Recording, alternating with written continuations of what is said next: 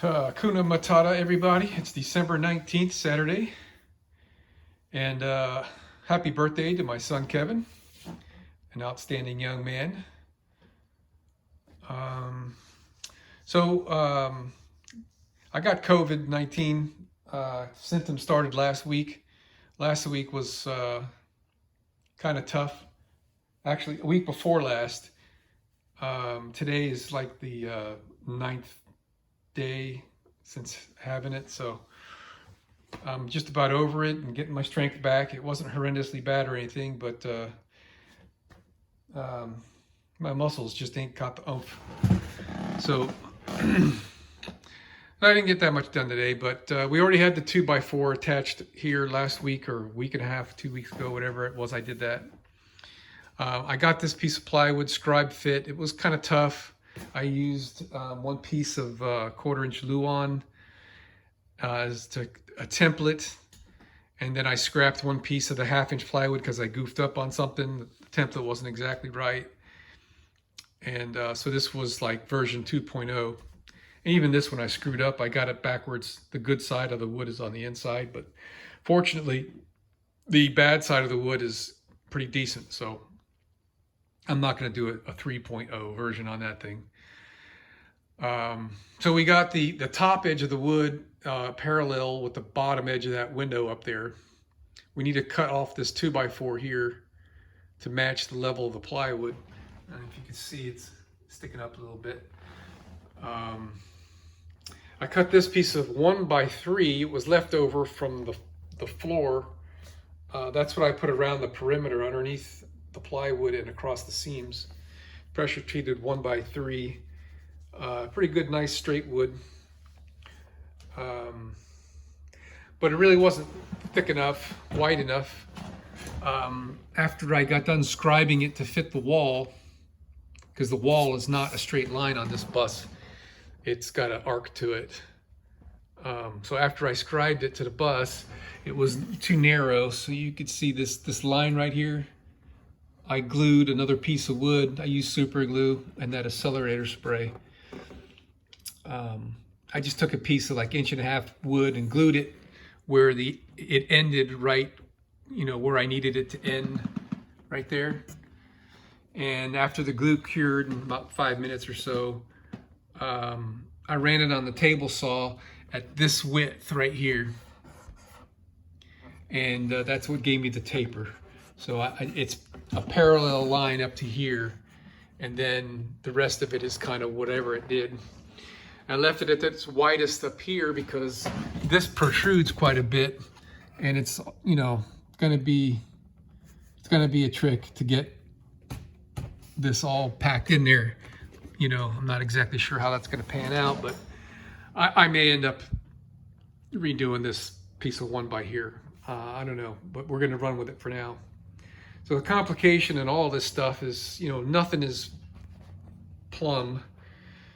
I got that piece of 2x right there, 90 degrees to the floor. And this piece here is almost 90 degrees to the floor. I kind of goofed, really, is what I did, but I was trying. Actually, I even marked the wood. There's even a piece of pencil line right there where I had marked it. But I went with a plan B and added the wood to it because I needed to add anyway. So it's a little bit leaning out at the top, if you will, by about 1/8 of an inch at the bottom here. And I don't know what that's going to equate to down there at the corner. So this panel that I'm making here is supposed to run along the edge of that metal, because it'll sit up on that right there. And I'm going to use a piece of aluminum angle screwed to the floor so that the panel that I put in there will just sit in it. And I won't need to put any screws or anything on the bottom edge. So we're going to have screws along here. Like you see what I've already got started, kind of like you're building a wall, right? And we're going to have screws going into this. And the armrest or windowsill, whatever you want to call it here, is going to be attached into this, and it's going to overhang the top of the wall panel, and I'll have another piece of 3/4 by 3/4 probably attached to the bottom of this horizontal piece, so I can attach with screws the panel on the top, so that it'll be affixed on all four sides, and it'll be easy to remove to do any maintenance in here if I have to. Hopefully I never do, but I'll be ready for it. So the line on this piece is sloping downward to the front, and that piece up there doesn't slope. It's pretty much horizontal to the floor. So there's got to be a seam in that piece anyway right there. So I'm thinking that's going to work out okay. And I'm not really sure what I'm going to do here. It'd be nice if I can get this piece to go up, you know, butt up against here, which is the intent here, and then kind of do some custom fitting thing here and up there, and to meet this and meet that rubber and meet the dash and kind of, you know, slope, have a curve to it and come back here or something. So that'll be like, I could put a little cup holder or something there. That's what I'm thinking anyway. I still got 12 volt.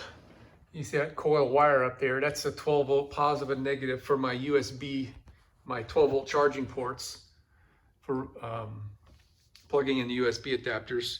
Since this is going to be a sofa, I want to have USB charging here. And I'm going to probably build that into either the top of this piece that goes here, or maybe the face of this piece over here. Not really 100% sure what I'm going to do with that yet, but whatever it is, I need it to be up out of the way. Our sofa is going to be probably pretty much up to this, so there's no room really to do much. I'll have to put the seat back in place, the one I'm sitting on right now, to see how much, if any, room do I have behind the seat for maybe like an extended armrest or something that we could put the 12 volt charging ports in. So that's pretty much it. I got all that done the other day. That whole panel was empty, and I filled it with all that stuff. I got my electric mirrors, which used to be on this area in the original bus. I added two 12 volt charging ports, and they're on separate fuses. So I could run quite a bit of power off of those, 15 amps a piece. And then those switches that you see, one of them is for my driver's dome light, which is right there. And then the other three are for, or two of them, the bottom two are for the air conditioning. The left one is turns on the fan, or fan and air conditioner compressor. One of those, I forget which one at the bottom. And then the other bottom one is the 3 speeds for the fan on this thing. So, I mean, that's just like, I'm so happy. I thought I was going to have to build all those switches into this, and that would have been kind of a pain. But putting them up there was a great idea. Actually, my son helped me think of that. Thank you, Kevin. So, geez, man, once we get past this, we're actually going to be in a place where we can start working on the sofa and building this thing out. It's just on the threshold of being really exciting here, because you know, once we get this and like make the sofa and a couple of countertops and stuff, I mean, we can even go camping in this thing, even though we don't really have house batteries. We don't have our solar yet or nothing. Right now we're running these lights are running off the chassis battery, which I keep on trickle charge, so no big deal there. But anyway, that's it for today. Dinner time. I forgot to mention this. I needed a piece of 1/2-inch plywood, 3 feet by like 30 inches, and it didn't have it. So the last thing I did tonight was glue these 2 pieces of plywood together. I used a spline method. I've done this before. The ceiling has got the ceiling in the bus has a couple pieces that I glued together like this, and it's damn near as strong as the plywood. So I'm gonna let this sit overnight to cure. I used Titebond premium wood glue, water resistant. And anyway, tomorrow I'll sand this down smooth. It'll be pretty much unnoticeable. And trim the edge off of that, trim the edge off of this. Then I'll be able to cut this to the size of the panel we need in there and get that moving along. So yeah, came up pretty good. Yeah, we're not glued to the table. That's good.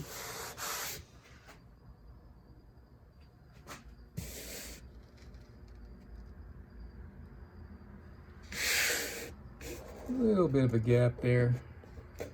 That's okay.